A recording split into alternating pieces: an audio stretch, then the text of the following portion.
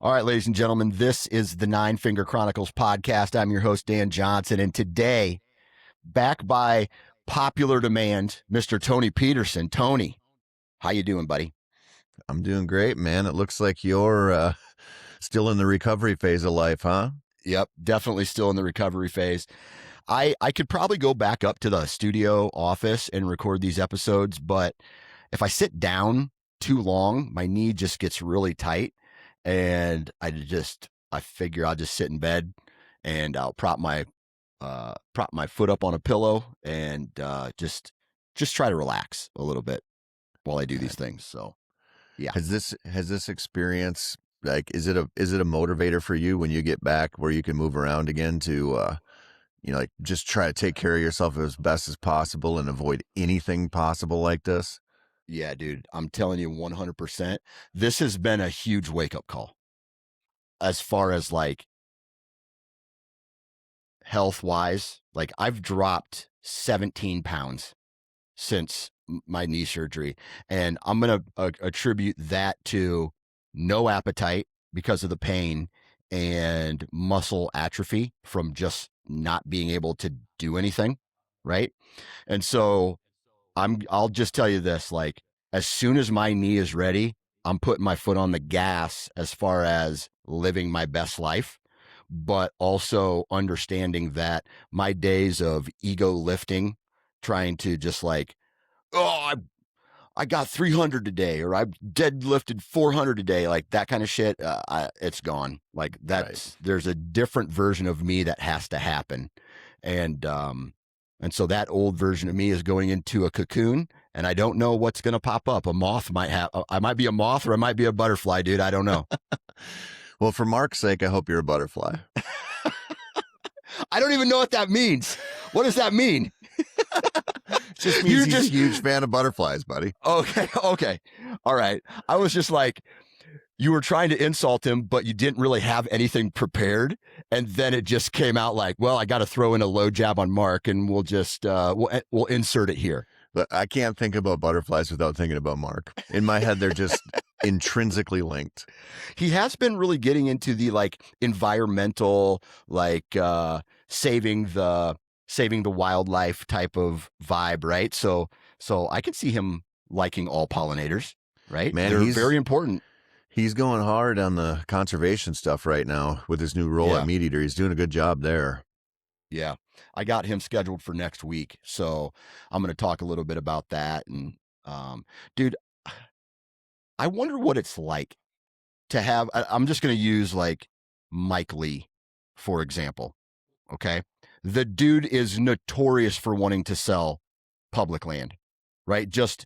I can't imagine sitting down and having a conversation with this guy when you want one thing and he wants something completely different, and they take a meeting with you like it's going to change anything, right?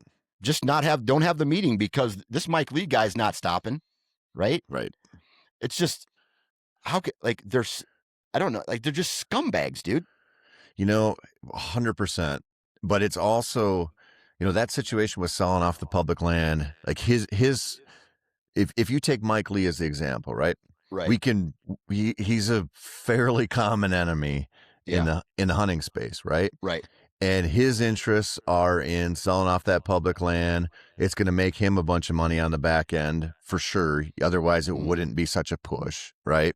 Like you know what's going on there. But I look at that and I go, man, we've been doing that to each other in the hunting space a long time. And listen, I don't want public lands to be sold ever. Like I think public lands are crazy important. But when you look at it and go, that guy just universally sucks for his belief that he should do this. Mm-hmm.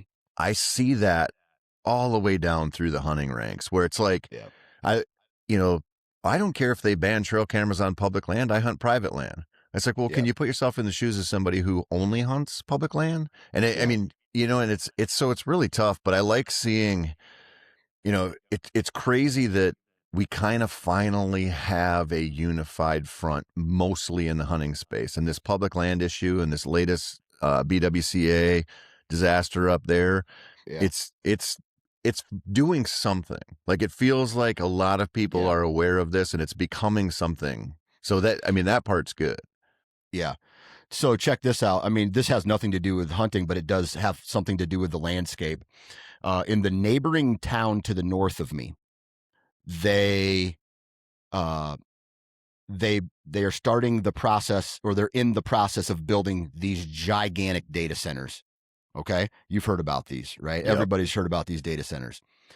The city said you cannot drill a well because it's going to potentially impact the water table, because they're going to be dealing with, like, I think it's like millions of gallons of water a day to cool off or do whatever. And then that water becomes contaminated and it can't be reused and or put back into the environment. Okay, so they got to do something with it. Where are they supposed to get their water from then? But just check this out. So what happens? They continue to build the buildings, and instead of, like, because in order to do that, you have to have the water, they drilled the wells anyway and paid the fine instead of, so they said no wells. They drilled the wells and they paid the fine for drilling the wells, but they still have the well. So I don't understand how that works. We said no, and then you did it anyway. And then you're like, oh, we're just a multi-million dollar company. We'll just pay the $10,000, $20,000 fine. That's it. And now you still get a well. What the fuck, dude? That's what's happening all over this country. Right. I mean, this is maybe a crazy tangent and maybe I'm totally wrong here, but I think that's part of the reason people are so spun up and miserable in the last, 5 or 10 years. It's like we have just seen it was so easy for us to sort of sit here and be like, well, yeah, these third world countries are all corrupt and that country is corrupt and that country's, and then you start to see how easy it is for there to be two types of justice in this country, and there's a way to get away with everything if you have enough money, and it's just so disheartening. That shit sucks so much. Yeah. Yep. I'll just pay the fine. Like, dude, you hear about that shit all the time. Like, Right. Whether it's politicians and they're just like, well, I didn't know you couldn't break that rule. Well, you still broke it. Well, okay, well, I'll donate X number of dollars to, I mean, shit, you hear about some of these quote unquote poaching charges from back in the day, where a guy donated X number of dollars to a certain conservation organization or back to the state conservation board, and the poaching charge just disappeared. So, like, Right. what? Now what? Right? So I don't know, man. It's really frustrating that, especially in this country, there's so much that unites us and that we're all fed up for, but it's the little things that keep us apart, and Right. they're doing that. I just, what the fuck, dude? And it just pisses me off, man. Just Yeah, pisses I'm me off. pretty curious to see where that data center thing goes. Oh, 'Cause it's not going anywhere. No, It's but gonna I be mean, there. right, but in a broad scale, I'm like, Oh, yeah. where does that end up? Like, what's Right. because that is such a huge push right now in so many places. Yep. They're offering like quadruple the amount on land for land. So Sure. imagine, like, how many brothers and sisters do you have? Just one sister. You have one sister. Okay. Your dad's like this farmer, and he's like, dude, don't sell my land. Don't sell my land, whatever. He dies. And some data center company comes to you and goes, I'm going to offer you $30,000 an acre for your 400 acres. Cha-ching. Where am I? Write the check, dude. What are you going to do? Of Right? course. That's retirement money. You just retired.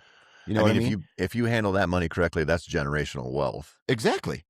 And so now you have just this influence of revenue that's coming in and changing people's lives, and you would be stupid almost not to take the money. You would just have to be like, I'm okay with my life in order for that to happen. I hate you so much that I'm not going to take your money. But how's that work? Like, that's not people. Right.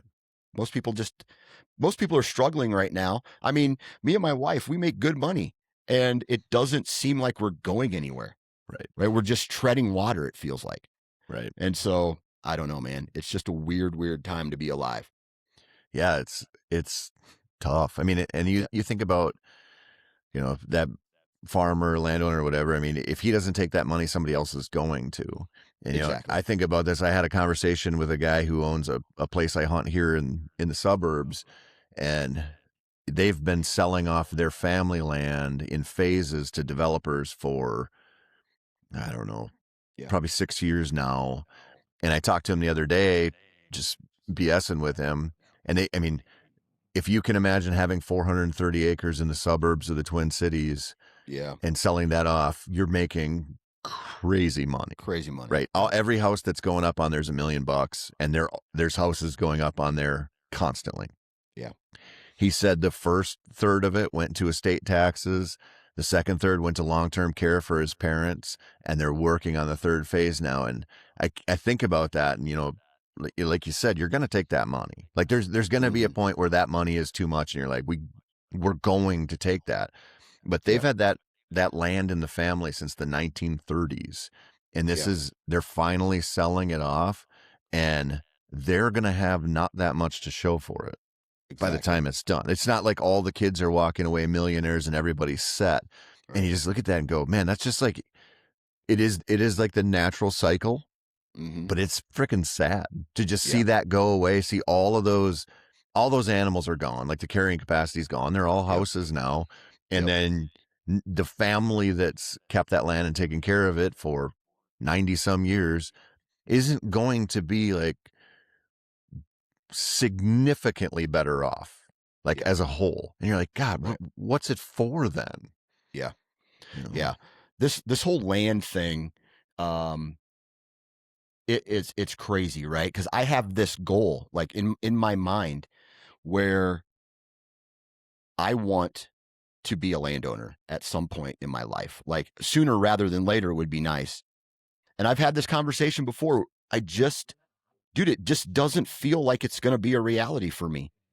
I I don't know if my like I feel like I'm pretty frugal with my spending habits, right? Like, yeah, I'll go out and grab a coffee, or I'll take my kids to Culver's or something like that.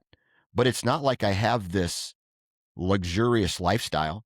Like I own my own business. I'd rather own my own business than go work for somebody else. My wife makes good money.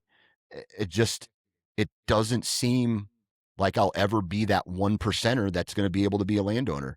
And whether that's land prices or the economy, or just maybe I'm not motivated enough. I don't know what the case is. It just does not seem like a reality to me.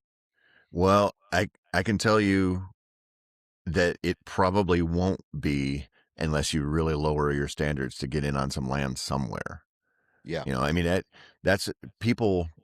I look at the land buying thing. I've bought 3 properties in my life. I Yeah. only own one of them now. I sold the second one last summer, but I had to buy in places that just were not desirable, and they've Yeah. become far more desirable over the last 10 years. But the I mean, I talk to people all the time, especially our age, where you start to like face that reality where you're like, man, I'm never Yep. going to be able to just buy like 200 acres of killer ground in Iowa, right? Like it's just Right. never going to happen. And you sort of face that, but you're like, well, okay, well, I don't really want to go buy land that's half swamp somewhere 5 hours from my house, Yep. but almost any land that you can get your hands on, if you can sit on it a while, is going to be that next step up, like Yeah. give you that down payment for the next one. But it's a bitch, man. Like, Yeah. that's one category where, unless we get another housing market crash or something, which we will at some point, Yeah. you're not going to get any kind of remote or even like a remotely good deal Yeah. on ground. Yeah. Yeah. It's just, I don't know, man. It's just like, okay, well, let's say I do have the money for the down payment. Now I have to have X number of dollars a month additional for the expense of that land as well. So it's just like, all right, what's going to change? Maybe I just need to, like we've talked about in the past, that OnlyFans option, man. Right? Only Old, like, Dan's. Only Dan's. I wonder if that onlydans.com. I wonder if that's a thing. I wonder It's if just that's a you and a thing. bunch of dudes named Dan taking feet Dan pictures. taking feet pictures with medium penises and just like, like dad bods. Dude, You know there's a market for it. It might not be Exactly. land buying money. No, no, but just some gas money. Well, if I can Right. make gas money, dude, Right. then that's You all. might be able to do Culver's 3 days a week with In the 3 kids, days. buddy. Best dad ever. Exactly. Oh, that's funny. Um, we got this guy in Iowa right now. He's running for governor, and he thinks that like he does not like the idea of outside investors owning land in the state of Iowa. He also is not and that I think might even trickle over to non-resident landowners. He feels that Iowa land should be held by Iowa residents, landowners, get back to like working the land, that kind of thing. What are your thoughts on on comments like that? I hate it. And I'll tell you why. Okay. I because what he's doing is he's taking, and I'm just filling in here. I just got this information from you, so I could Yep. be totally wrong. But Right. what he's doing is, so we've gotten these news stories about like Chinese investors buying farmland, right? Yep. A lot of farmland in the Midwest. I think universally we can look at that as people and go, nah, I don't think that doesn't sound like a great idea. We have 340 million people in this country. We can't find people who live here to buy that land. Yeah. But at the same time, using that as like scaling it way down and being like, okay, some dude in Nebraska can't buy 40 acres of land in Western Iowa and go over there and hunt with his kids. Like, are you against that too? And that, I don't like that. Like you know how I feel about the resident, non-resident thing. I think we're reaping what we've sown on that, and it sucks. Yeah. When you look how hard it is to go get a turkey tag in another state now and how quickly that happened, it's like our kids, the opportunities for our kids are almost gone, and we did that to ourselves as hunters, and I just don't like it. Who did that? Like We did it. What I know we did it, but what group of hunters did that? Like, is it the The public residents land? of Colorado, Idaho, Wyoming, South Dakota, you name it, and it trickled on over to us. That's So you're saying that the resident, like I had this resident conversation hunters. last week. Resident hunters are taking the power back, and they're saying we Nope. don't want any non-resident hunters coming back. I don't think they're taking the power back. I think they're just wielding power that they didn't realize they had until another state showed them that they did. Yeah. And I think and look, I get it, right? Like I understand their argument, but when you do that, those opportunities never come back. And when I've said this a billion times and I'm sick of saying it, but like when I talk to Clay at work, like Clay Newcomb is huge into bears, right? And his focus a lot of times, like is on anti-hunters because bears, mountain lions, those critters are a big target for anti-hunting efforts. Right. And so his concern is losing hunting opportunities to a very identifiable enemy of hunters. Yeah. And then I look at it and go, I've lost way more opportunities to resident hunters saying that, the game is held in the trust for the people of the state and we can do what we want with it. Yeah. And the thing about this is, so I've fished Montana, I fished Florida, I just bought an Iowa fishing license. I just bought a South Dakota fishing license. When you just look at the process for buying a license now, so Florida, I'll just give you an example. Florida is very non-resident friendly compared to a lot of states, right? Yeah. Florida wants to sell you a fishing license because they have 70 million people a year who fly into Orlando, and a certain percentage of them are going to buy licenses or whatever. Big destination for fishing. Yep. Well, it used to be you could buy a 3 or a 7 day license as a non-resident because most people are coming in for a short trip, and that was that. Well, this year I go to buy, and you can't buy the 3 or the 7 day license online, but they will sell you an annual license online. And so it's like, okay, so you're just taking advantage of the fact that I'm flying in and you can sell me this more expensive tag or force me to go through the hassle of having to buy a different license on site in state, which is insane because if you can sell me the annual license online, you can sell me the temporary license online, but they don't. And then when you go to check out, there's 8 different things that are like, buy this, Fish and Wildlife Yeti, buy this, donate for this, do this. And it's this like death by microtransaction thing. Yeah. And it's just, I think that's the thing that's wearing people out too, is like we are so exposed to how often we just kind of get taken advantage of and we don't have a choice over it. Yeah. Yeah, man. Dude, so so people are bitching that other hunters are coming into their spots, and now Colorado, Wyoming, Iowa, now Missouri is going to start doing something like that, trying to make it a draw for non-residents. Does this mean that there's too many hunters on the landscape right now? I don't think so. I mean, when you No. when you look at the numbers, I mean, maybe I'm too close to this. It is so hard for me to see this not just as a very easy money grab for them. Mhm. They can make the residents happy and they can tighten up the tags, but it's generally I shouldn't say this.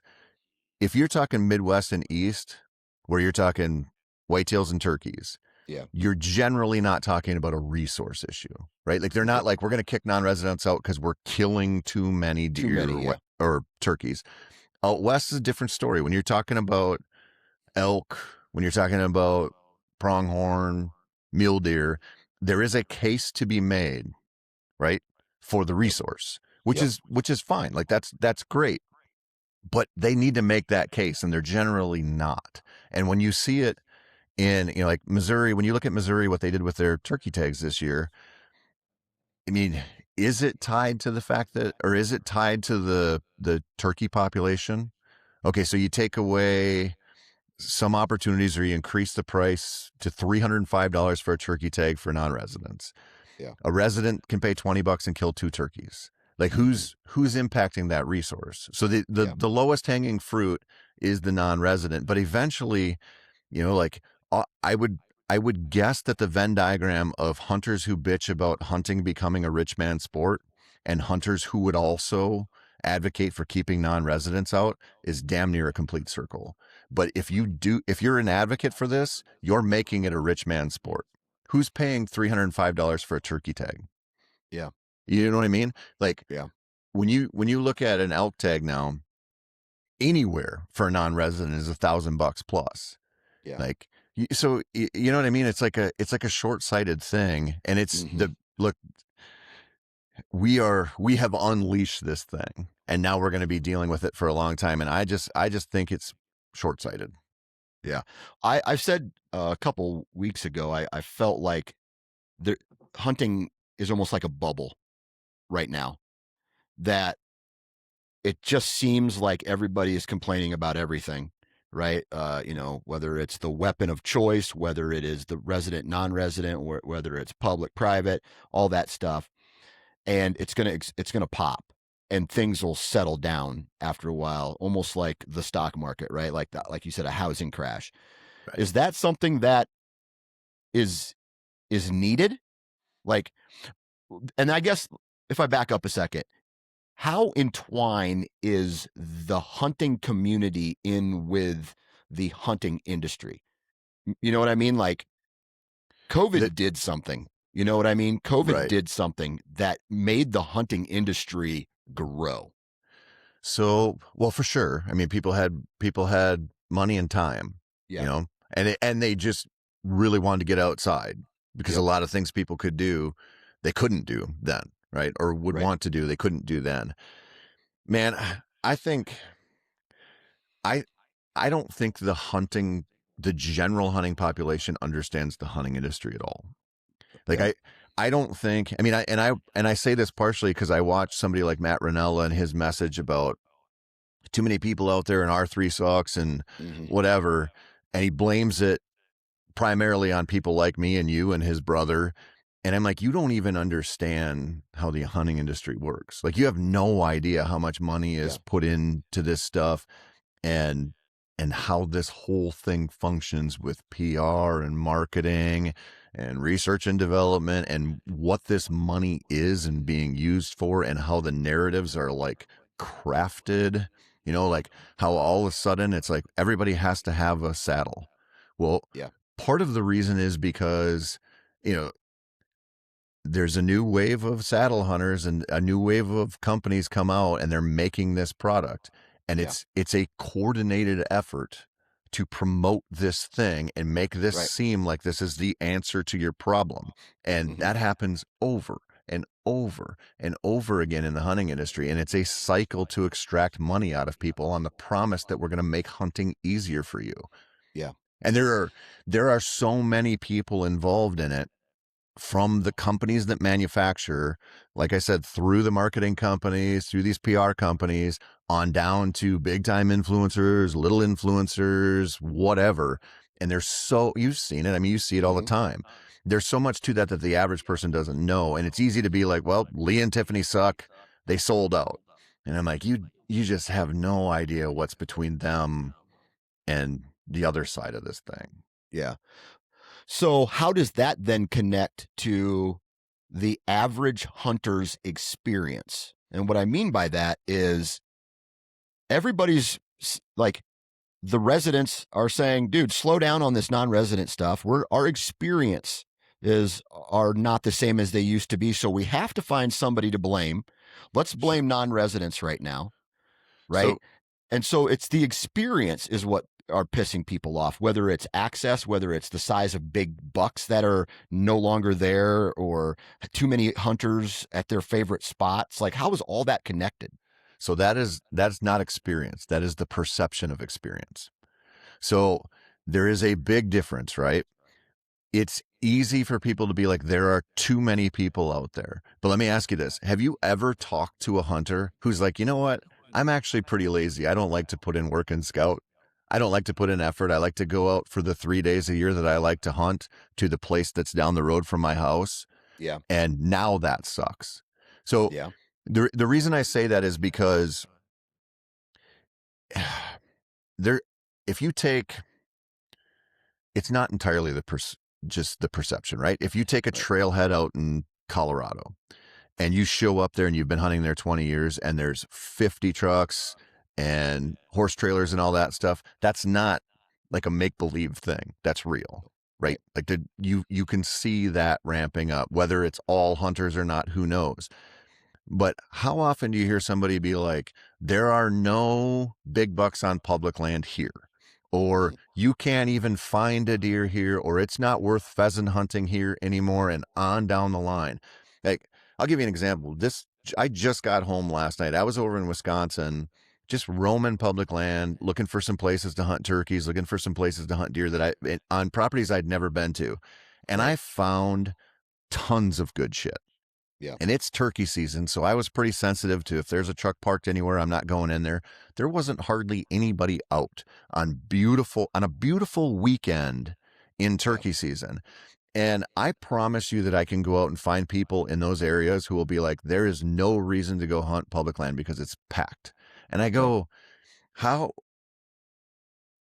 could that be? Like, how could this be? How can the hunting public guys show up in your backyard and kill a big buck on public land when you're sitting there telling me they're not there anymore? And so a lot of this is a perception, and it's easy so like, look at how we started talking about the data centers Yeah. and the money that's going into that, right? There is like an anti-capitalism vibe in the country right now, Hmm. right? And totally justified in some ways. And yet every one of us is using lots and lots of data every day. Every Hmm. one of us is, not every one of us, a lot of us are using AI for something, but it's easy for us to disconnect like our culpability in any of this and be like, well, those assholes are bad because they want to make money. And it's Yeah. like, well, you're using their product, Right. like you're using resources all the time. And it's just so easy for us to sort of not take any accountability. And when you think about the average hunter, and I don't mean somebody who listens to this podcast or like who is actively trying to get better at hunting and learn how to do things. Like, I'm talking the Yeah. average, which is, Yeah. in somebody like here in Minnesota, this was a long time ago and maybe it's changed, but they did a little study on hunter hours that are put in or effort. Hmm. And the average bow hunter they hunted parts of, I think, 11 days of the entire season. And the average gun hunter hunted parts of 3 days Yeah.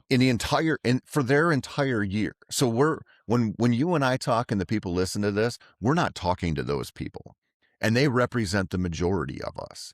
And Yeah. so it's hard for us because we're in this space where we're talking to people who care about this. Like this is part of their identity, and like they really live this shit to an extent that the average person doesn't. And we forget about that a lot of times because we're in this like sort of echo chamber. But the Hmm. reality is most hunters don't really want to put in any work. They don't want to put themselves out. They go out there because they always have, and they want to go to the same stand or the same spot or whatever. And it's like, it just doesn't give you a lot of success doing that. Yeah. What about the people who are involved and are connected, whether that's to the land or to the data, like or the statistics and that the specific states put out? Like, I'll tell you this: there's less turkeys out right now, alive. I don't care how much I scout. I'll tell you this right now: there's less turkeys out there right now in the state of Iowa than there has been 7 years ago. Okay. Um, on the farms that I've hunted, there are less mature bucks. And that's kind of like like a, oh, poor me, there's less big bucks. There's less 150s out there than there has been over the last 5 years. And so when people, what would your advice be to somebody who says there's less turkeys out there, there's less, this farm used to carry X number of deer, now it carries way less, and the age class is way down, right? Like there's outside motivators that are contributing to that guys like me don't get to control. So I would say the turkey thing is way more interesting to me right now because that is true. Yeah. There is a big swath of this country where we had, when you go back to like 2014, 2015, we had crazy amounts of turkeys in a lot of states. Uh-huh. And we don't anymore. And I know there are states looking into this. I know Kansas Yeah. is studying this. This is a thing. We don't know why yet. Like Right. we don't know why the turkey populations have come down that way. So to me, I look at that, I go, I don't think that that's an anecdotal observation on your part because multiple states are going, where'd they go? What happened to them? Was Yeah. it avian flu? What is it? So that's a resource issue. So I look at Right. that and I go, that is something where I'm like, okay, if they're gonna pare down tags and go, we have a 3 or a 5 year plan on this to see where it goes and try to get these birds back and study this, great. Like that's science. Like that makes sense to me. When you say there are fewer 150s on the landscape, I don't know what that means. Like I don't know what you're saying with that. Like are you inferring that more people are killing younger ones or they're killing too many bucks or what do you think's going on there? Yeah, well, I look at it as and this is very hyper focused on the state of Iowa, Sure. right? So obviously it's been out of the bag. Iowa is the number one destination. People want to come to Iowa. People want to lease land in Iowa. People want to own land in Iowa. And if they have the means, they make it happen, right? And so what you're finding, and this is in my opinion, we have all these 100 acres here, 40, 50 acres here that are getting leased and sold. And people are coming in and everybody wants a booner, right? Well, you're not going to eat your tag. You're not going to have trigger control for 3 or 4 years and wait for a booner when when there's no booners around. So how long are you willing to eat your tag until you start licking your lips at that 140, at that So 145? You know what I mean? And well, that's a sure. that's a trigger control thing. But why But shouldn't people be able to shoot 140s and 145s? that's what I'm saying. I don't have a problem with that. What I'm saying is that's what people are bitching about right now. And that is what is a potential motivator. And this is not just in the state of Iowa, but this is where I've been kind of paying attention to the state of Michigan, Mm-hmm. where there's a large group of people out there who are wanting to basically restructure the way that deer tags are allocated in the state of Michigan right now. Right? They want to go to a $1 state. Right. They want to change a lot of when maybe even the rifle season opens up and things like that. And so there's a group of people who are saying the opposite of that. They want older age class. They want bigger antlered deer. They want those opportunities. Meanwhile, this is the devil's advocate part of me is going, what gives you the right to do that when there's another group of people who are completely happy with doing what has always been done right there, whether that's baiting or whether that's shooting 2 4-corns every single year.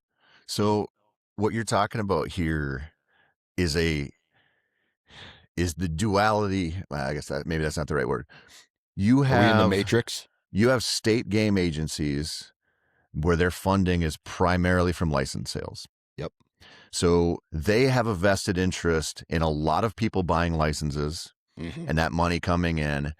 And then you have, I would say it's probably skewed more toward the world we live in.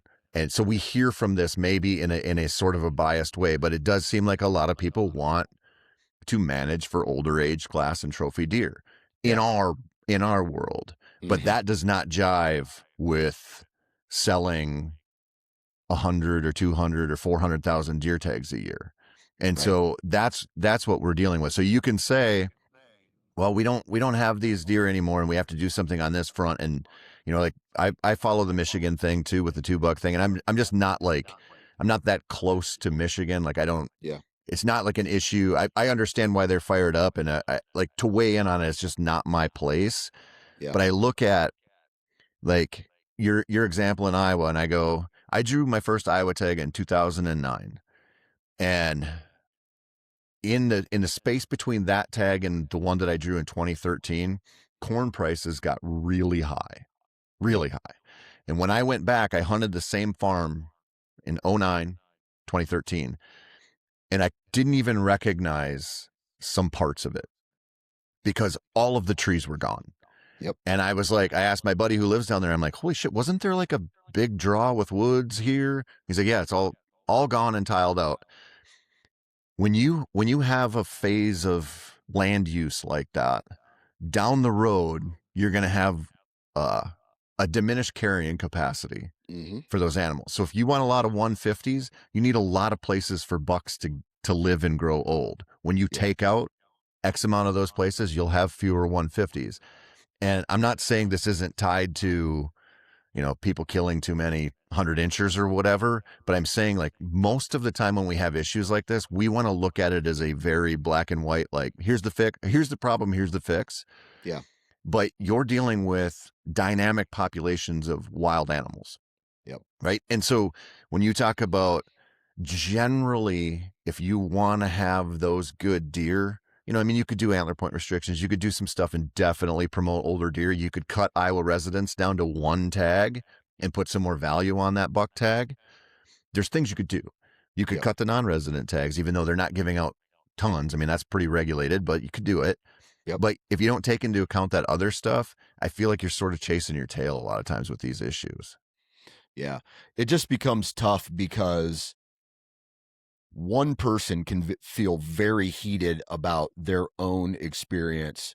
And I'll just say for me, over the course of my 30 years of hunting, the biggest access issue that I have had, you know, yes, don't get me wrong, I could go hunt public land, but the county that I grew up in, I think had 100 acres of public land, maybe a little more, but not a lot. The county that I live in now, there's way more than that. But there are counties in Iowa that don't have public land. In some of those counties, you have these non-residents who, you know, like somebody the farmer dies, the kids sell the farm, who buys it? Non-resident for deer hunting. Those people are now displaced. So for them, that is the biggest issue, is non-residents coming in and buying property, you know, displacing. I don't want to say kicking them out, but displacing them, because a resident could have bought that ground too and kicked them out.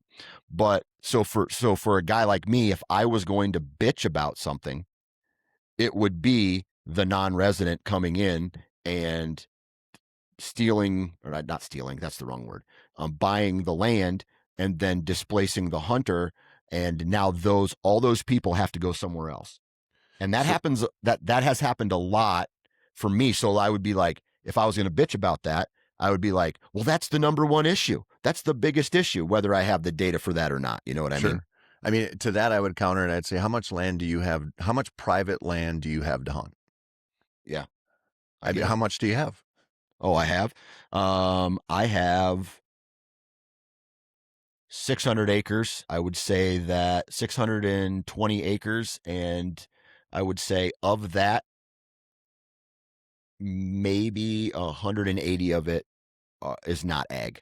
So 180 acres of like timbers and fingers and things like that. Deer habitat. Yeah. How many other people hunt it? The one farm, quite a bit. I would say there's 3 other bow hunters. There's one old timer who's a muzzleloader hunter. And then there are shotgun hunters that drive it, both first and second. The other farm that I have, I'm the only person who is allowed to hunt it. Would you consider sharing that with some of the residents who lost their spots to Yeah. non-residents buying land? I potentially would, maybe like a shotgun season or a muzzleloader season, you know, and so that's where that experience comes in, right? And that's where people have got to. I feel like I would. I feel like I would, and here's why, Tony. Because I know what it's like to lose ground before I've and my mindset about big antlers has changed over the course of, like, I understand that hunting is not all about antlers, right? And the buck I shot this year kind of just solidifies that. Like, I wanted something. I wanted that buck. I chased a couple big deer throughout the course of the season, and I was like, you know what? This buck makes me happy at this time. And so I feel that hunting is more than antlers. It's more than age class. It's more than, I don't, it means something different to me now than what it did Right. 5-10 years ago. And so I don't think I would be too opposed to bringing in other people, right? I have kids that hunt with me now. And so I'm bringing them in. And if I'm not going to turn them down. I'm not going to say no to them shooting 100-inch 2-year-old, right? Right. And so, like, I'm kind of past that point in my life, dude. I am too, Yeah. but a lot of people aren't. And I get it. I mean, that's the trophy hunting thing is a real bitch. It's And a it bitch. always has been for us because that mindset and this whole style of growing deer and naming them and, the thing we see a lot, the Outdoor Channel or whatever. Yep. I mean, that is, it's like sort of a symptom of a disease, right? Like if you're going to gatekeep ground if you can a lot of times, right? And so when people lose ground, like, I mean, I've lost tons of spots, right? I'm losing one to development right now. I've lost lots of them being sold. I've lost them because other people were shitty, like right on down the line. Yeah. But we also have a hard time sharing a lot of times, right? Because it's like, I want, we can say that we don't want that big buck or whatever, but we're also not just opening the doors to anyone, right? Like, so we are all a part of this problem.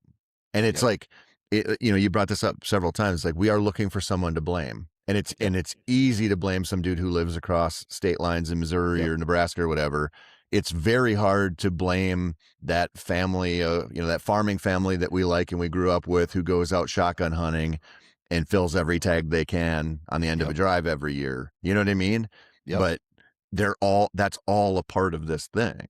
And it's just tough. And I mean, do you think that people should care more or kind of care less about what? Trophies?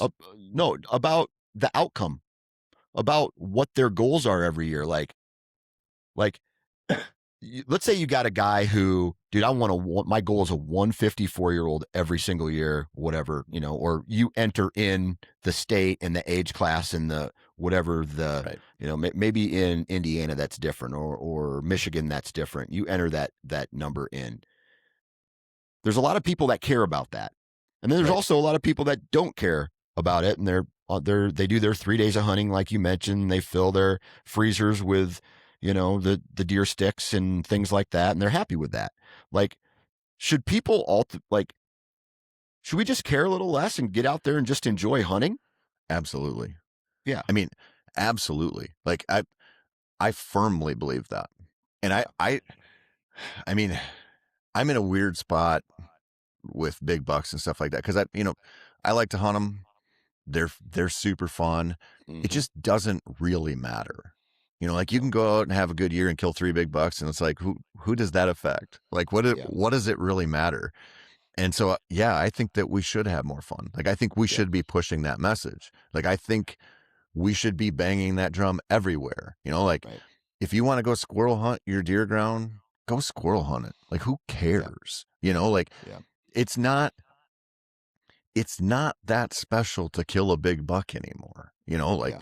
there are so many big deer that are being killed and we kind of figured out how to do it. And like, I know that's entirely situational and it's really difficult, but that is one of the reasons why I I still love hunting public land and going out and finding new spots because I feel like it's sort of a contrarian move where people say you can't, but you Right. can.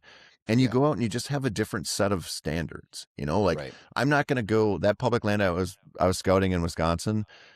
I would never start the season and be like I'm only going to shoot a 130 plus or whatever because I don't even know what I'm getting into. Like the adventure is just Right. figuring that part out, you know? Right. And I think we've made hunting not very fun. And I think Yeah. part of that is because trail cameras have become so ubiquitous across the whole thing. And there's Yep. a ton of marketing money behind trail cameras. And look, they're fun. They're great. Mm-hmm. But we've sort of sold this style of hunting where it's like, build your hit list, stay out, watch the forecast, don't let anybody in there, let those deer get Mm-hmm. real comfortable, and then go in and surgically strike them. And Yep. most of the strategy is not going into the woods ever until you Right. believe you can kill. And I'm just Right. like, man, we're supposed to be in the woods. Yeah. Like I was thinking about that. Like if somebody was like, oh, I was going to go bass fishing today, but, you know, I'm not going to catch a 5-pounder, so I'm not going to go. I'm like, who would do that? Yeah. Everybody would go, Yeah. like, but we do that with deer all the time. Right. And that trickles down. And I think that's just like a dangerous, like false read of what this thing can be. Right. Right. Yeah, I feel you, man. It's just, I don't know, man. I need to care less, I think. I honestly think I need to just care less because I find myself saying I need to care less, but then really caring about the rules and regulations of you know of something that may or may not impact me, Right. right? Or some neighbor or saying one thing and doing something else, or oh my god, another person's on this farm, like holy shit, these deer don't stand a chance, blah blah blah blah blah, enter in.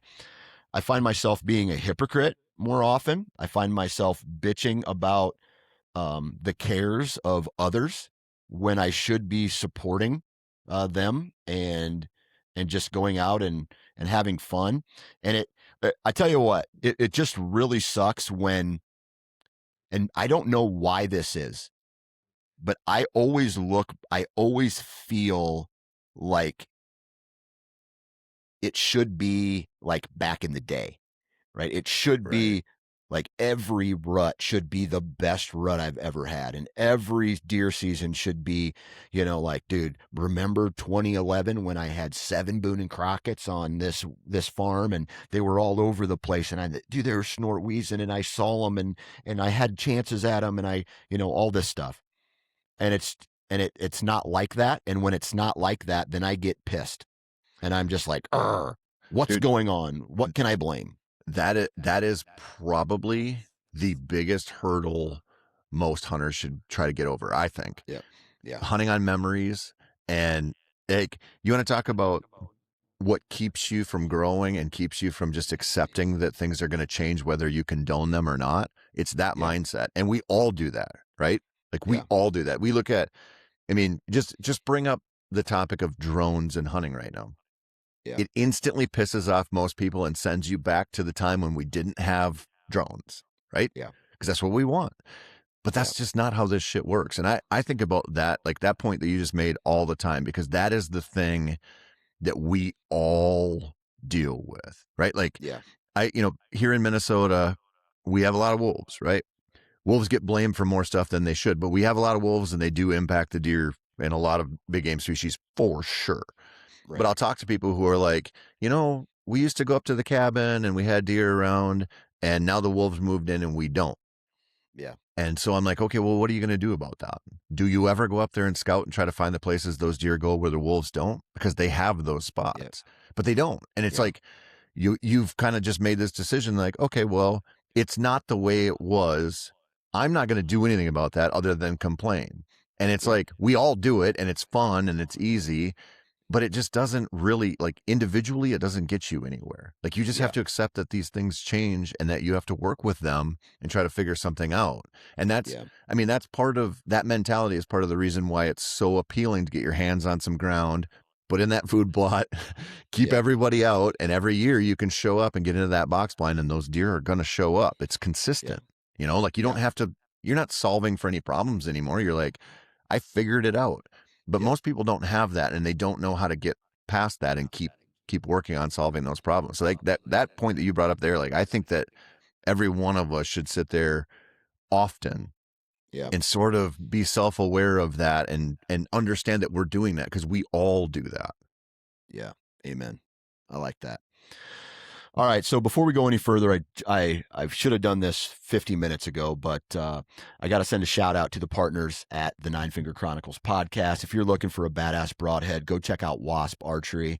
Most of their heads are still manufactured in the United States of America. And if you put a Wasp broadhead, whether it's in the guts or double lung them, lots of damage. Great material. They can take a beating.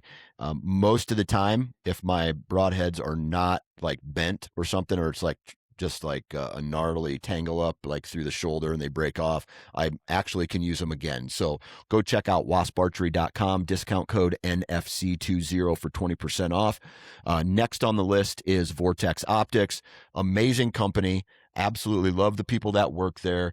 It is still turkey season out there, so if you're looking for a badass red dot to put on your turkey shotgun, go check out vortexoptics.com.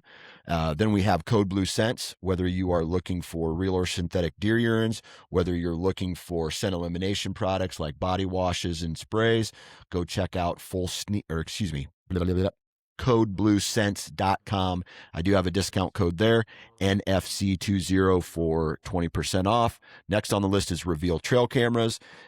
These guys are doing some amazing things with the cellular technology, as well as they have upgraded their platform and their app to include mapping and being able to drop pins and all of that stuff. Go check out tacticam.com/cameras and go check out the newest camera, which is the Ultra.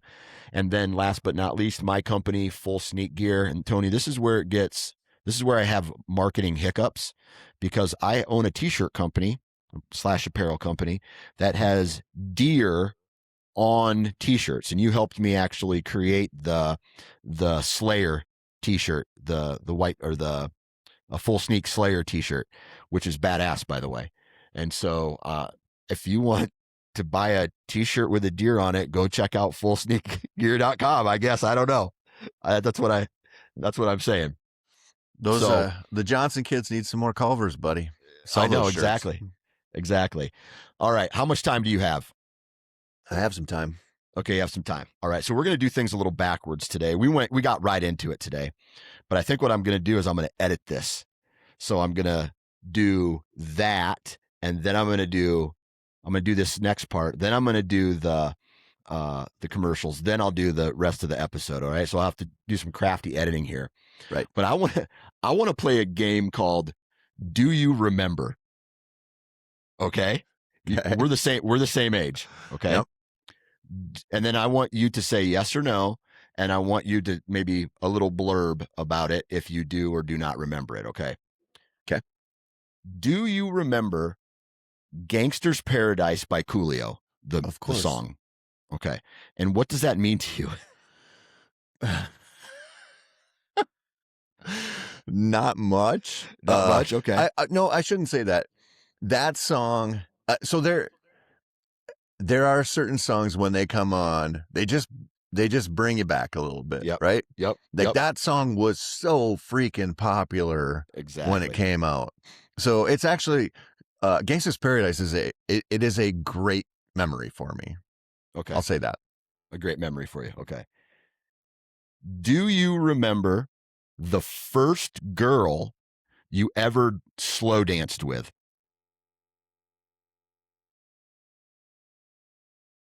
I think so. I think so. Okay. Do you know her first name at all? I think her name was Jenny, but I can't remember for sure if that was her. Dude, that's definitely a late 80s, 90s name Right, for 100%. sure. Jenny. What would it be now, Jennifer? No, let's see. I believe, what would it be? It Jen. would probably be like a Madison. I'm feeling like a Oh yeah, Madison. now a Kenzie. Now. Right. Mackenzie spelled with like 14 Ks or like a whole bunch of I's, right? Right. Do you remember do you remember the song that you slow danced to? No. Okay. So I Not do. Gangsta's Paradise. It I slow danced with a girl named Kim to Red Wine by UB40. Do you remember I how hate that song so much? Dude, I love that song, dude. I love that song because of the memories I had. Well, right? okay, that's fair. That's fair. Yeah. Right? Maybe like, I had a bad experience with it the first time, but that song comes on, I want to jump in front of a bus. That is not my jam. Dude, I remember dancing with this girl named Kim, and UB40 came on, and this would have been 7th grade, and she told her friends that told my friends that she had a crush on me, right? And this was like, I was like, oh, damn, Kim, the one who's getting developed, you know what I mean? And so as a 7th grader, I put my hands on her hips and she puts her hands on the shoulders and we get close and we're dancing to UB40. And what happens when you're starting that journey, right? I had to get away from her a little bit, right? And my arms were stretched because I didn't want her to feel it. You know what I mean? Right. That would have been embarrassing. And who knows what would have happened after that. What a interesting way to tell your audience that you went home and took a 45-minute shower after that. Yeah, dude. I think instead of taking a 45-minute shower, it was just like me and all my buddies with their first slow dance girls also being like, this is the closest and this is the first time a girl has ever touched me. Oh my God. Did you see that? And we were like hyping each other up because we thought that was so badass. Right. Yeah. The old 7th grade dances. Exactly. Do you remember your first vehicle? For sure. Okay. For sure. What was it? It was a little Chevy S10, little gray Chevy S10, 2-wheel drive. 2-wheel drive? Rear wheel? Yeah. Right? Back wheel drive, yeah. And it had the 4.3 liter V6 in it, so it would just cook. But it was horrible on ice or anything remotely slippery. Yep.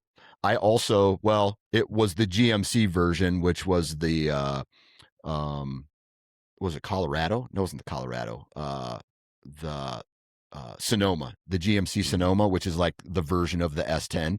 Right. And I also had a rear wheel drive, push button four wheel drive. That wasn't my first truck, but I understand how shitty it was on ice. Terrible. Did you have to put the sandbags in the back in the wintertime? Yeah. Yeah. Which does nothing. No, it just makes you spin out harder. Right. Right. Right. Gotcha. Okay. Did you ever get in an accident, or what made that vehicle then not drivable anymore, or why did you get rid of it? I have never gotten in an accident that was that bad. I've been very, very lucky. Okay. We rolled my buddy's car in high school. I was in a car that got smoked pretty good when I was older. But I have been, the only time that I've ever even gotten in an accident that I caused, I was going about 3 miles an hour and I was super hungover and I was picking pieces of a Quick Trip muffin off of my shirt and not paying attention at a stoplight. And I just bumped this lady in front of me And the cop, we pulled over into this church parking lot, and the cop gave me a general speeding ticket. I was like, a general speeding ticket? I was going like 3 miles an hour. But Yeah. I think he read the situation. He's like, I'm going to punish this asshole for something. I got to do something to you. Right. At least she didn't like come out of the car at 3 miles an hour, like holding her neck and being like, I'm Right. going to sue you type of scenario. Right. My first ever vehicle was a 2-wheel drive. It would have been front wheel drive, 1987 Buick Century. And my dad should have never given me that car. So Right. my dad, he didn't trade it in. I turned 16. He gave me that car and he upgraded to a Chevy Blazer. And dude, we just fucking torched that car. It was the first thing I did when I got it was, I'm going to drive this thing as fast as it goes around every corner. And we used to just like put that car in reverse because it didn't have enough power to peel out. So the only way we could get it to peel out was to throw it in reverse, gas it reverse, slam on the brakes, and then throw it into drive. And then it would chirp the wheels. Oof. And that's the only way. And then just drive the shit out of it. And then ultimately the engine exploded from it. And my dad was like, what happened? I'm like, I don't know. Must have just gotten old. And he knew better, right? Of course he did. Dude, he knew better. Jesus, man. Here's one. Do you remember your first ever deer? Oh, yeah. I want to hear that story. Man, my first ever deer. So Minnesota, a lot of states you could start hunting at 12, right? Right. Minnesota was one of them. All I wanted to do was bow hunt deer. Finally turned 12, start hunting. Don't kill a deer when I'm 12. Barely can see one. 13, barely can see one. Don't kill one. 14, barely can see one. 15, I got permission to bow hunt this farm that I still hunt to this day. I just talked to the landowner a month ago. Beautiful dairy farm in southeastern Minnesota, lots of deer. And I started hunting in there, and I missed so many little bucks that year. like with a bow or a gun? Bow. I Okay. never gun hunted until I was 24, 26. Yeah. So it was all bows for us. And I finally got on a property that had a lot of deer, a lot of year-and-a-half-old bucks. Yeah. And I could not hit them. Not, just total buck fever, totally fell apart. Hunted that whole season, and I was like, I want to quit deer hunting forever because this is going to kill me.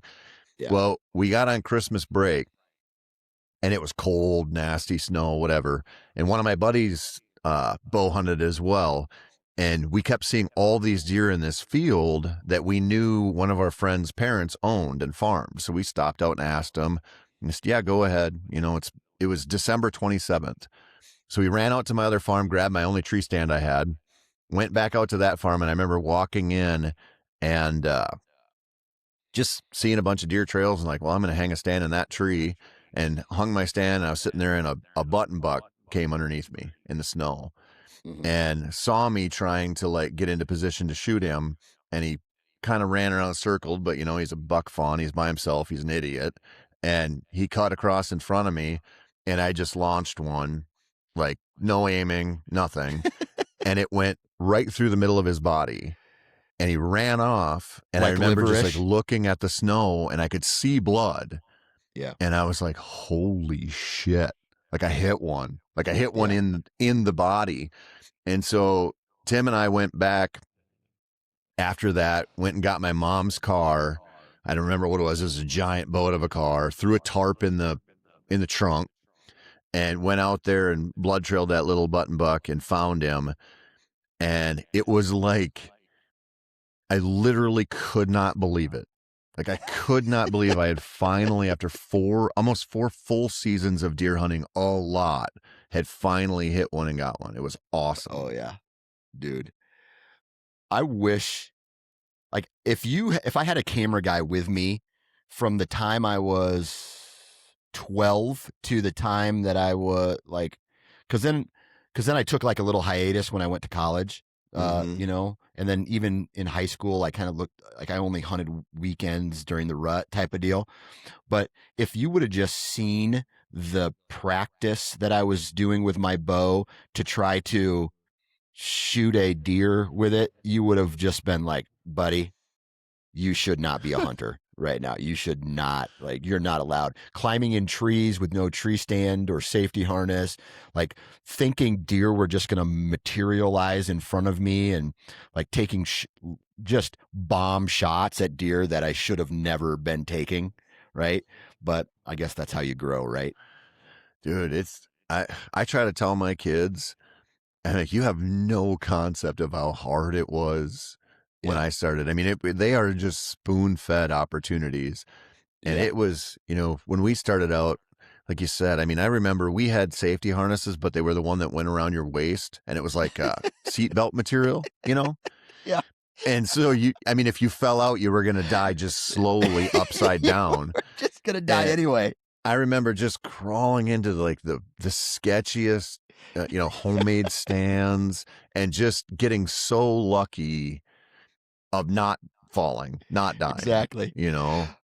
I remember climbing into this ladder stand once where they didn't put in the center bar on the ladder that touched the tree. Oh God. So I'm climbing up it and my weight is pushing towards the tree, and eventually in order to get up into the stand, I feel like I'm in the movie Cliffhanger having to Mhm. climb out more and then stepping up over. Yeah, dude. Dude, So stupid. I got into a stand one time. I was like, I don't know, 12, 13 maybe. Yeah. And I went out squirrel hunting in January, Mm-hmm. and I climbed into a permanent stand on this property that was like in a clump of trees. And so they had like nailed like a base, like that you would stand on, and you kind of climbed up through that. And then there was a seat above it, but there was essentially like, 2 square feet of board to put your legs on, and then a hole, like a trap door where you climbed up through. And I was sitting, and nobody knew I was in there. My dad had no idea where I was. And I was sitting there, and I looked up straight above me, and there was a gray squirrel on a limb. And so I'm like, okay, I got to stand up and like turn around and shoot almost straight up. And I stood up and turned around, and I stepped right off that trap door and fell, and like, ooh, like hit my chest on the seat. So I was like slumped over it like a crash test dummy, and my gun went clanking down. And I'm like, if I'd have fallen through that trap door, I would have landed, 14, 15 feet down in like the base of a multi-trunk tree. Mm-hmm. That nobody knew where I was. No cell phones, nothing. Head first, head down, getting wedged in there. Of course. Like there's a 0% chance that I would have walked away from that unscathed if I'd have been able to walk at all. Oh my God. Stupid. Oh man. All right. Here's one. Do you remember the day that you found out you were going to have twin girls? Yep. Okay. I sure do. What's that day like? Well, this is a story that's wild. Okay. Wild. All So right. when my wife and I decided to start trying to have kids, I was like, they have to be born. Like, we got to time this right. Like, I don't want it in the middle of deer season. And so doing the math, like, okay, we got to make these babies during turkey season, or make a baby, right? I was only trying for one. Yep. And so then I was shooting for a January birth. I'm like, that would be sweet. Get 4 months in there before turkey season, get a whole bunch of months in there before the next deer season. But the problem was, at that time, I was working for Bow Hunter. I was freelance writing for a shitload of magazines, and I was traveling like crazy. I was gone for, weeks in the spring, right? And my wife was gone on a medical mission trip to the Dominican Republic for 2 weeks. So I saw her like 3 times total. Mm-hmm. I was in an airport I think I was in Fort Worth, somewhere down in Texas, for an axis hunt, coming back from an axis hunt. I called her, and she said, well, we got to take a test when you get home, but I'm pregnant and it's twin girls. And I go, that's bonkers. Like, you don't even know you're pregnant yet. And she's like, I do, and I know what it is. And so we go home. She's Wow. pregnant. It gets way weirder. We go home. She's pregnant, but we don't know this is twins yet. We don't know for Yep. sure that this is two girls, whatever. So that appointment, however long they are, when you can finally see what they are. Mm-hmm. I was in North Dakota, uh, spotting and stalking mule deer and antelope with my buddies for a Mm-hmm. September 1 opener or whatever, Labor Day weekend opener. So Yep. I had to climb up the peak behind camp to call to get reception because she had gone to that appointment, and she said it's twin girls. Like, and I was like, how the fuck did you know that? Right? Like, how? Yeah. Well, what's crazier is, so this was 2012, Yeah. 2011, 2012, something right there. My wife did a my wife did a internship down in Jacksonville, Florida when she got out of college. So you're talking like 2003, Okay. 2004 time frame, somewhere around there. Yep. And since she was living by the beach, one of her friends flew down and, to go hang out on the beach and drink margaritas, whatever. So they went to a bar and they were seated outside and they were drinking margaritas. And this woman walked by their table, stopped and turned around and came back and tapped my wife on the hand. And she said, "I see twins in your future." And at this point, my wife is, 24 or whatever. Yeah. Not even my wife then, just my girlfriend. Yeah. And my wife's like, who are you? What are you talking about? And she said, I'm a psychic. I have a booth down the way. You should come visit me, but I see twins in your future. And my wife's like, no thanks, not my jam, whatever. Yeah. And then fast forward to 8 years down the road that she's pregnant with twins, and she knew it instantly, and she knew that they were girls. Dude, that's bananas, man. Right. That's Right. bananas. And so my wife has a friend who is, I call her like, she's a crystal lady, right? Mm-hmm. She's got the crystals. She does the tarot card readings. She does these readings, right? And she will call you certain things. Like, she's like, my wife is a fire fairy, and that means something. And I am I'm like this. I think it was like a power ogre or something like that. And that means, like, I hear the word ogre and I'm just like, ugly piece of shit. That's what I think that I am. But it has like different meanings and stuff.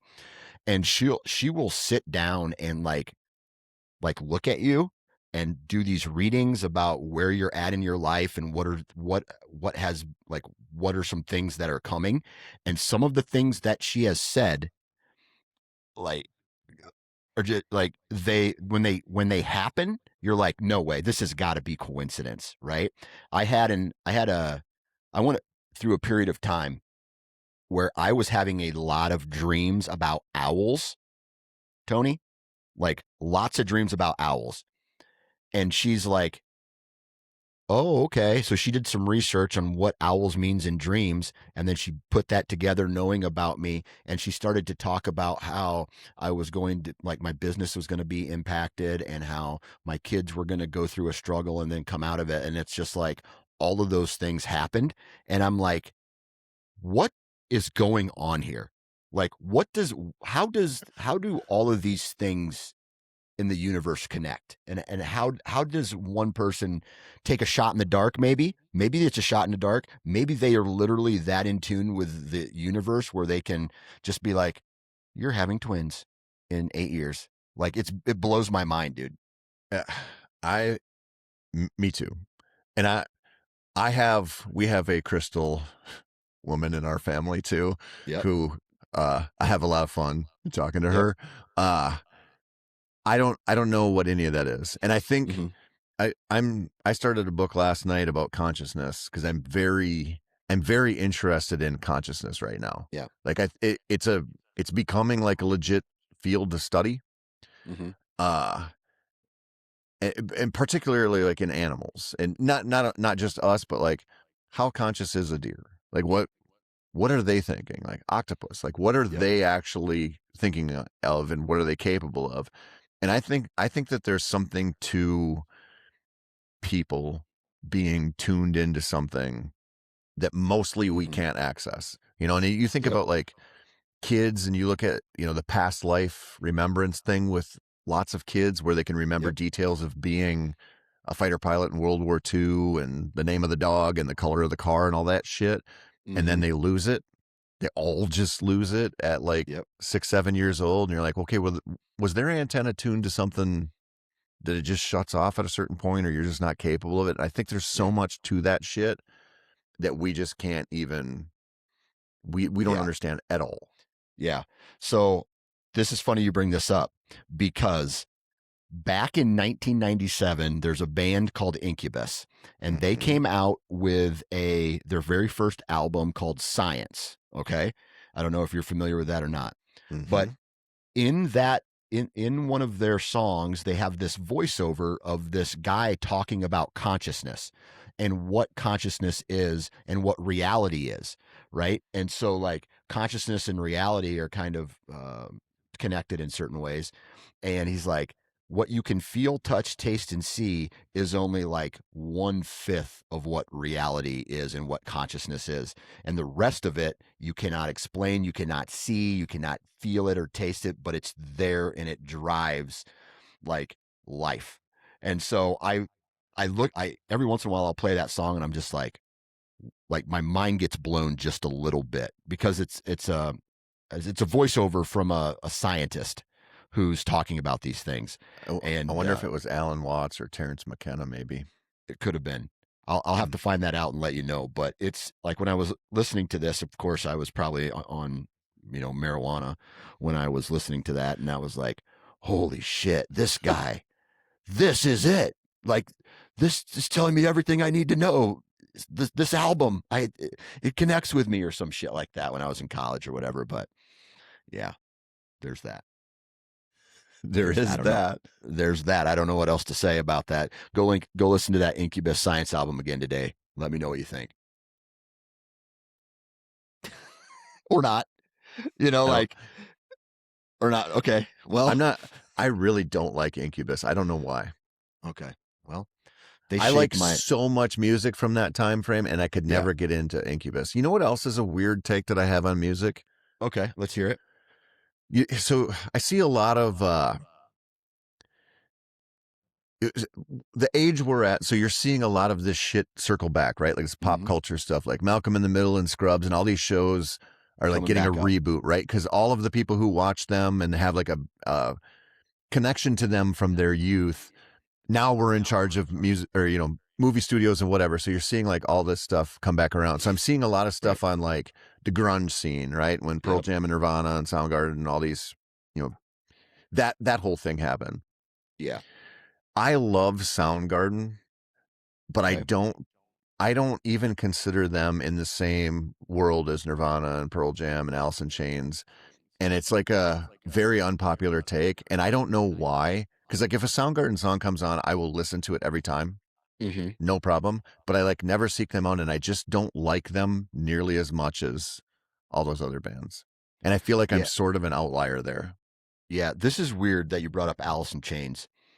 I think this is a band that I listen to not a lot. I don't listen to Alice in Chains a lot.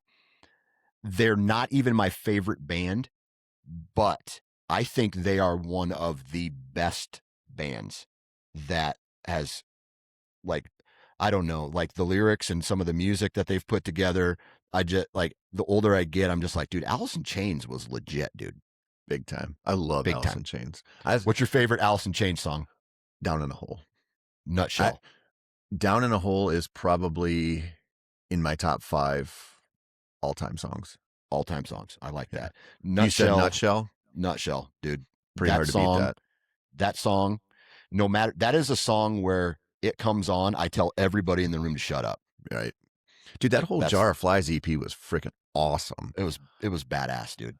And that's a song like it that's like I would listen to Metallica Black album before football games to get fired up. But Mm-hmm. before that album, it was like Alice in Chains Right. or something like that to get me fired up for the getting fired up. Dude, that Metallica Black album. Mhm. was, I mean, that like took over the world. The world. Yeah. And It then was it was so like, good though. yeah, these guys have 4 albums out already. And then you go back and you listen to their other 4 albums and you're like, dude, these guys are like, dude, Crazy. Justice for All is probably my favorite Metallica album. So good. So good. I We had should that probably on stop. tape. Yeah. Yeah. What was your, okay. Do you remember your first ever cassette tape that you bought with your own money? Man. I can't say for sure which one I bought with my own money, but I do remember getting Alice in Chains Dirt on tape. Okay. Okay. Uh Pearl Jam's 10. Yep. I don't remember which one was my first with my own money though. Yeah.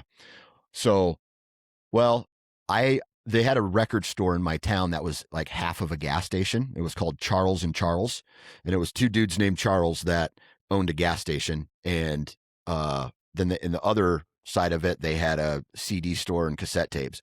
Well, I got paper route money, and I went in there, and this is legit my first purchase with my own money. I bought Tone Loc, Loked After Dark. That was one of them.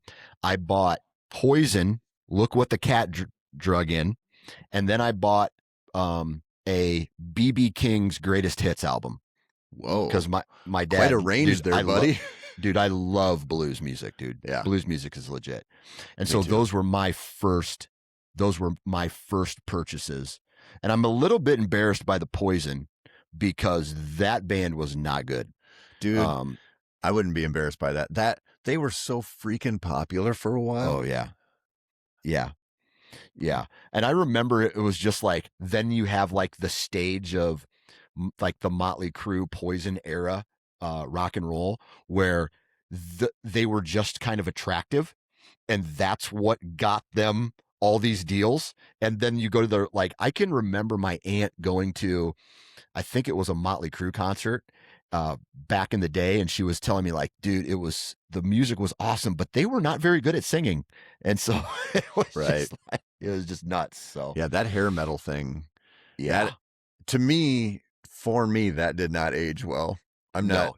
I don't but that shit created the vacuum in which grunge came in. Exactly. You know? Exactly. And that let Pearl Jam become a thing. Right. And I will say that Pearl Jam in the crew that I hung out with in high school was probably played more than any album ever that we ever listened to. Right. In high school. So did you ever see him live? Never saw him live. Nope. Never saw Pearl Jam live. Nope. I've seen Tool live. I've seen Incubus live. I've seen Deftones live. I've seen Tool live twice. I've seen Incubus, Puddle of Mud, this heavy metal band called Sparta. They opened up for Deftones, and then Incubus, and then some other like kind of really weird bands at state fairs and county fairs and like back room type amphitheaters and stuff like that. So, man, I've been listening to a lot of Deftones lately. Yeah, Deftones are legit. My favorite band of all time though is the Black Keys, and I saw them live, which would probably be one of the greatest days of my life. Outside of my kids being born, dude, that was awesome. That was a great day. They put on a hell of a show. Oh, dude, it was so good. And it was in a ballroom in Des Moines, Iowa, where the air conditioner was out in it. So they had to hose down the crowd because people were just like dropping. Right. So they brought a hose in, they were hosing and those guys just did not stop. And they were going and rocking the place. And people were like having to come outside in like 80-degree weather just to like at night and just like to calm down and like come back in and like jump around and mosh and crowd surf. And dude, it was just like one of those days I will never forget. What's the weirdest concert you've been to? Like which one? So out of all those bands you just listed, have you ever been to like a country show? Have I been to a country show? No, not in the sense that you're thinking, right? I've been to like some state fair. I've been to Willie Nelson. I Okay. take that back. I've seen Willie Nelson. The dude he pulled his tour bus out. He got on the stage. He played for 45 straight minutes with no breaks, got back on the bus and left town. Okay. No time for The bullshit for him. Nope. The weirdest, I'm gonna say weirdest one because I was just not like, it wasn't my time, was Chuck Berry at the Iowa State Fair. And he did the whole dancing around, like the guitar stomp foot thingy that he did. There was I sat next to an Elvis impersonator that was whacked out of his mind on drugs at that concert, to the point where my dad like switched me seats so that my dad was closer to this guy than I was. That was a fun experience. Yikes. But other than that, I've seen a couple up in Madison, Wisconsin. They always would get, when my buddy lived up there, they would always get some like really strange acts come through there, like techno house music, like really weird stuff that we would just kind of pop into every once in a while. And right. But outside of that, just your normal bands. Madison, that's where I saw Tool. Yeah. At the Dome there, or at the basketball arena. I don't remember what it was. Yeah. It was it was insane. Yeah. Dude, the Tool concert that I went to, they had two naked people, one man, one woman, spray painted silver, hang upside down and swing back and forth the entire time. The lead singer was also spray painted silver, wearing a Speedo, and he hid behind a speaker the entire time. He was not out front. He just was singing like a little hermit behind the speakers, doing some really weird shit. But that's Tool, right? Yep. There were naked contortionists hanging from the ceiling when I saw them too. Yeah. It was probably around the same time, if I had to guess. Right. So, yep. The old glory days, they're all over. They're all over, Tony. There's no more glory days left in us. I'm okay with that. Yeah. I'm going to ask you one more question. And this is a hypothetical, and then we're going to shut it down. If you have you had a vasectomy? No. Okay. What would happen if your wife told you she was pregnant today? What would go through your mind? Well, my wife had a hysterectomy, so I would be like, The return of the Lord. There's some big surprises here on I don't know what I would be dumbfounded. If I were in England, I'd be gobsmacked. I don't know what I'd be, but it would be something. Oh man. I would also be not feeling great. Not feeling great about it. Yep. I wouldn't be like, this is a miracle, this is exciting. I'd be like, oh boy. Here we go. This is rough. Yeah. How do you I wonder how certain people celebrate that, I know a guy who had 3 kids, had a vasectomy, 13 years later, had another kid, and had a baby 13 years after his vasectomy. And it's his, dude, like looks just like him. Like, holy shit, how could this happen? It's not like I had a vasectomy. Are you out stepping around on me? Right. It's legit his kid. And he was just like, he said, I felt like all my body parts were removed from me at one time. So that's like, imagine being that kid and then hearing your dad say that about the announcement of your birth. Just like, yeah, I just felt like you ruined my life. Right. Rough shit. Oh, that'd be rough. That'd be rough. I cannot imagine like waking up in the middle of the night to change diapers and like have to do that again, dude. That would be brutal. Right. That would be brutal. I mean, I would, if that happened to me somehow, I'd be like, how many are in there? Yeah. Because if it was more than one would be real rough. Yeah. But more than one, I don't know, man. Yeah. Do you have twins in your family? Yes, but that's not what happened with us, I don't think. I gotcha. Cool. Well, there's no really way to end this, so we'll just kind of say goodbye, everybody. If you like the Nine Finger Chronicles, go to Spotify or iTunes and give me a 5-star review. Make sure you share this. And Tony, man, I always appreciate you and your time to come on and talk about a whole bunch of different things. And well, I hope you have a good rest of your day, buddy. That's about it, right, buddy? Well, I appreciate you having me on, man.